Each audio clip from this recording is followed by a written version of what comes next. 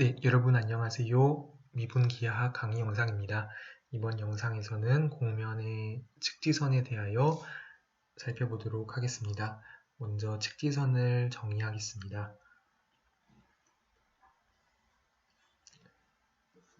M이 3차원 좌표 공간의 곡면이고요. 알파가 그 곡면 위의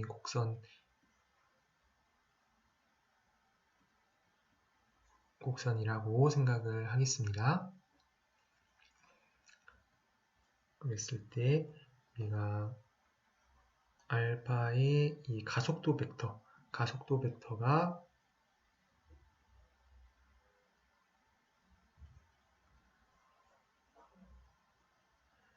u와 평행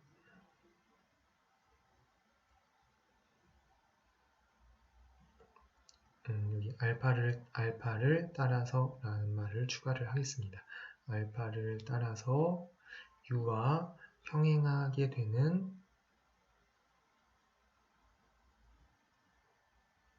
그런 곡선 알파를 우리가 m의 측지선이라고 부릅니다.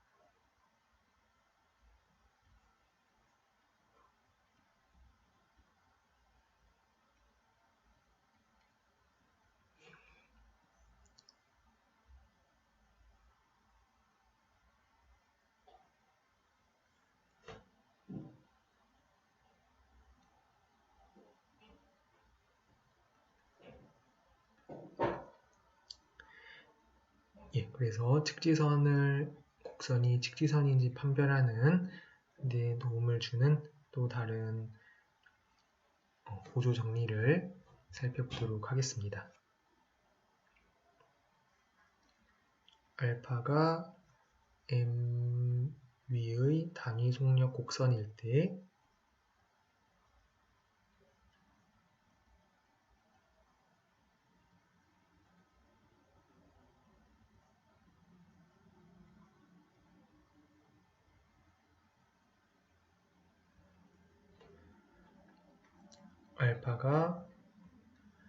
알파 위의 모든 점에서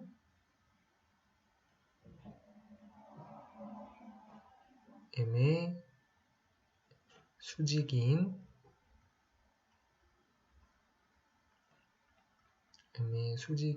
평면 P에 놓여 있으면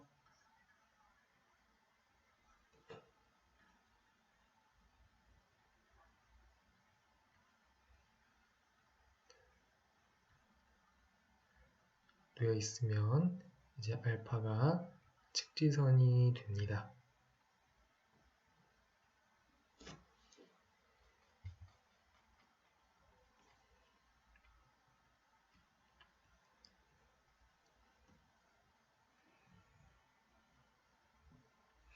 그래서 대표적인 것이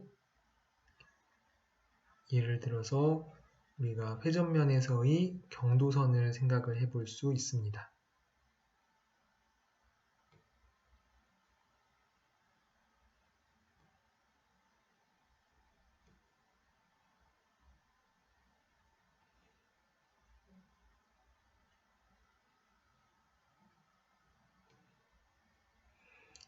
회전면에서 우리가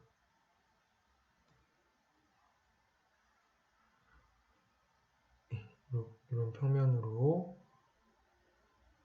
우리가 자르면은 여기 이제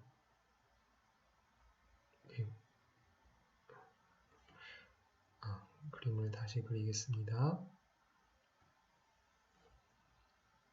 여기서 이제 이렇게 잘랐다고 해보겠습니다. 이렇게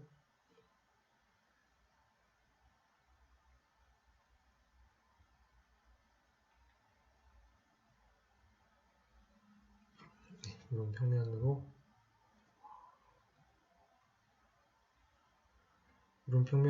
여기 이제 회전축 중심을 지나도록 이런 평면으로 이렇게 자르면은 여기 곡선이 하나 생길 텐데요.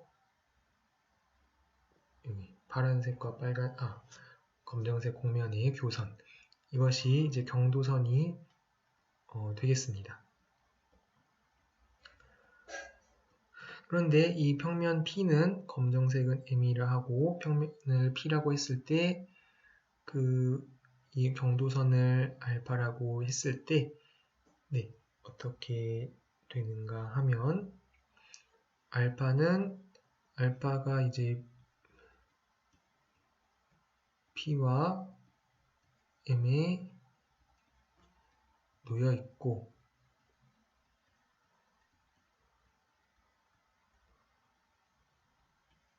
알파 위에서 P와 M이 항상 수직함을 알 수 있습니다.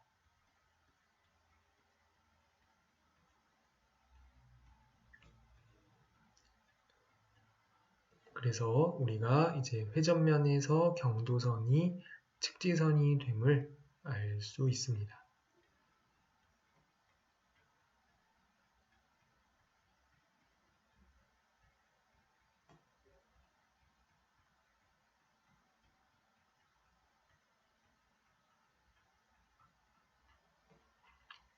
면에서 이제 회전면에서 위도선은 일반적으로는 직지선일 수도 있고 아닐 수도 있는데요.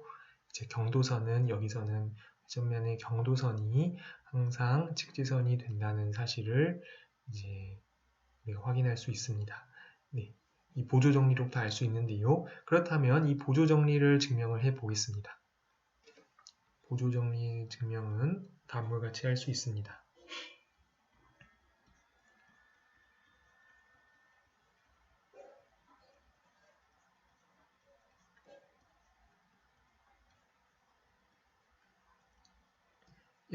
지금 알파가 단위 속력 곡선이므로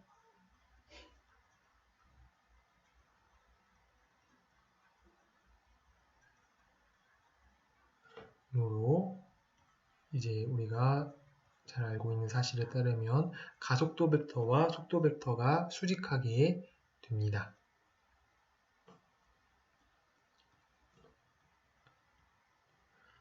그렇게 되기 때문에 알파 더블 프라임이 가속도 벡터가 m의 수직함을 알 수 있습니다.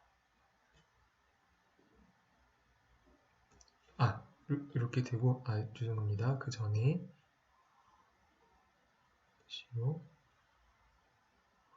알파 더블 프라임이 알파 프라임과는 먼저 수직하고요. 그 다음에 또 이제 가정에 의해서 알파가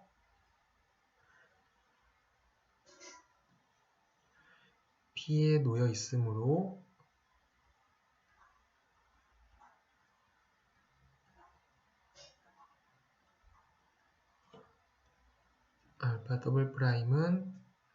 알파 더블 프라임이 이제 알파 더블 프라임은 이제 이제 가속도 벡터인데 알파가 단위 속력 곡선이니까 특별히 곡률 벡터가 됩니다. 이 곡률 벡터는 이런 평면 곡선의 곡률 벡터는 결국 이 평면에 놓여 있게 되는데요. 그렇기 때문에 더블 프라임도 평면 P에 놓여 있다는 것을 알 수 있습니다. 예, 그래서 이제 종합해보면은 알파 더블 프라임이 알파 프라임에 속하고 이제 그런데 P에 놓여 있기 때문에 우리가 무엇을 알 수 있냐면은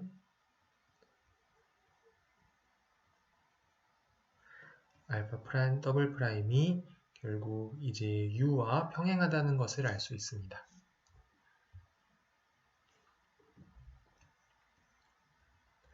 알파 더블 프라임이 M의 수직이 되겠습니다.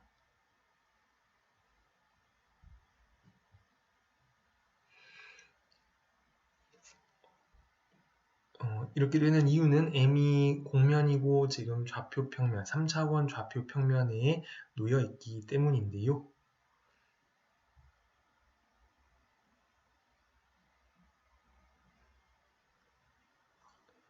그래서 지금 이제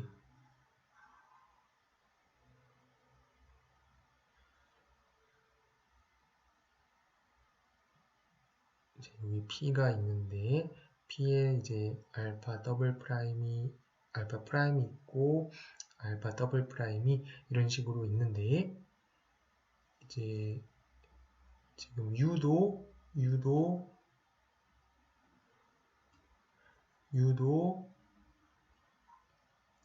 P에 이제 평면 P에 이제 놓여 있기 때문에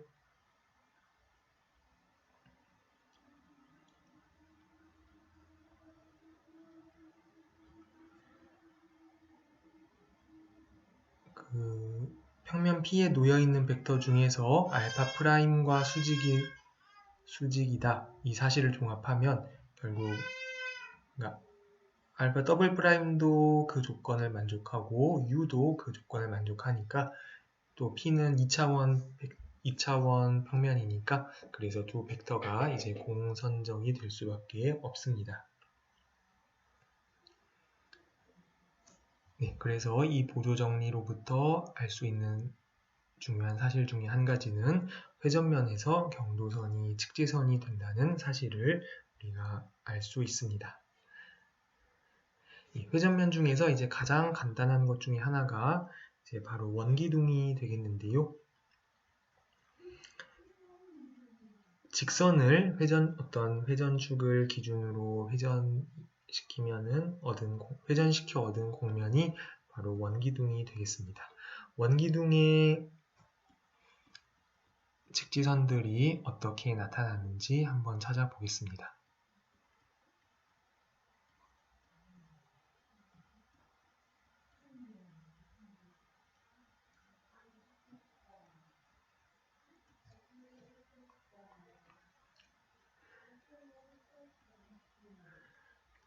이 원기둥 위의 곡선을 우리가 r 코사인 세타 t, r 사인 세타 t, 그리고 ht 이렇게 두 개의 함수 세타와 h를 가지고 우리가 표현할 수 있습니다. 그러면은 알파 프라임 t는 마이너스 r 사인 세타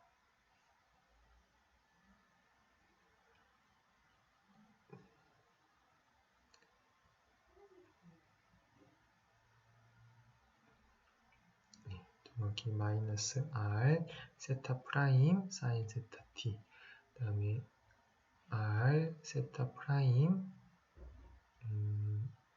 코사인 세타 t가 되고 h 프라임 t가 되겠습니다.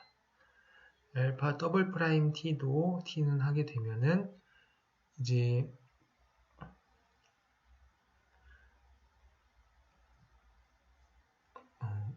계산이 좀 복잡하니까 뭐랑 뭐가 나온다고 하고요. 중요한 거는 z 성분이 h 더블 프라임 t인데 알파가 직지선이라는 뜻은 h 더블 프라임 t가 0이라는 것을 의미합니다. 그 원기둥의 점 P에서 그 단위 법벡터 U는 이제 항상 z 성분이 제로임을 우리가 알 수 있습니다. 그렇기 때문에 알파가 직지선이라는 뜻은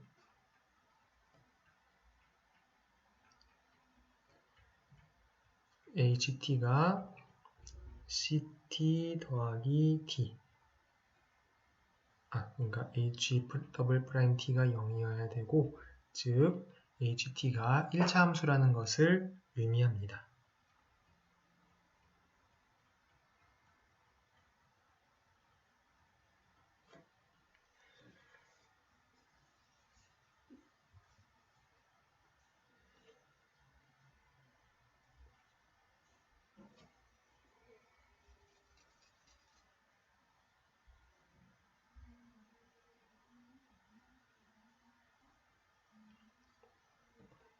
한편 우리가 알파 프라임을 생각을 해보면요. 알파 프라임 내적 알파 프라임 요것의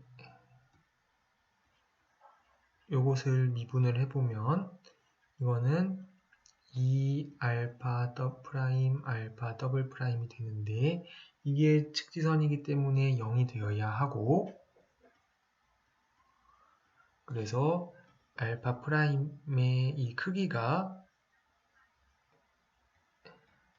일정해야 함을 알 수 있습니다.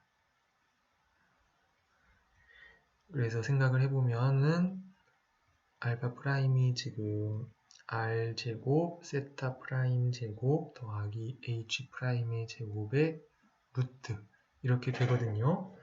이것이 상수가 되어야 하기 때문에, 그럼 지금 h 프라임은 상수죠. 그래서 자 r도 상수고 h 프라임도 상수니까 결국 세타 프라임도 상수가 될 수밖에 없습니다. 그래서 세타도 결국에 어떤 1차 함수가 되어야 합니다.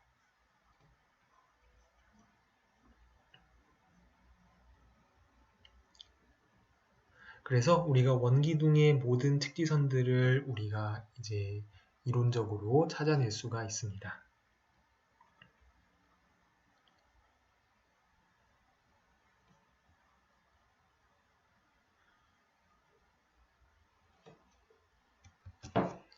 따라서 원기둥의 측지선들은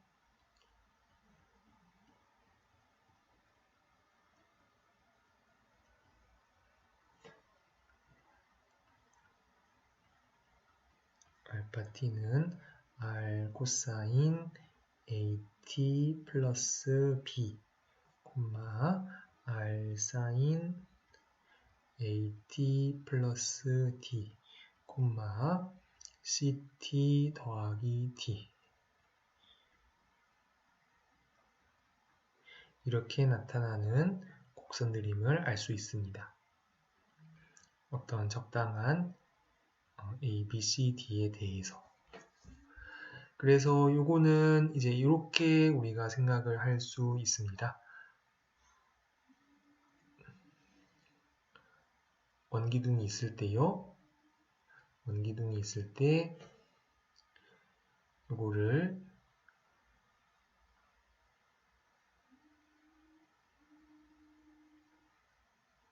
이렇게 여기를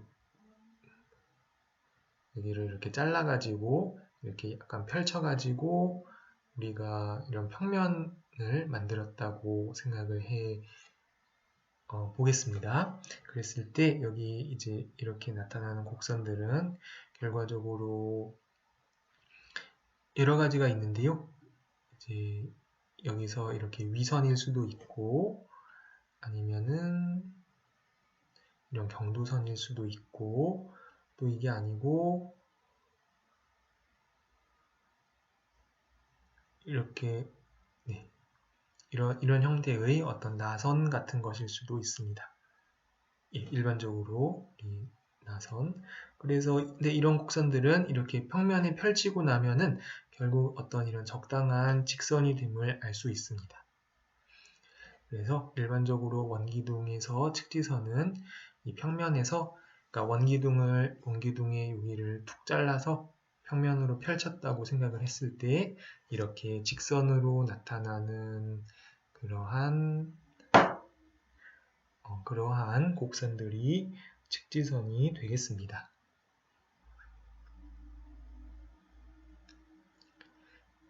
이렇게 해서 이번 영상에서 측지선에 대해서 알아보았습니다. 그러면 다음번 영상에서는 이제 또 새로운 내용으로 이제 만나도록 하겠습니다.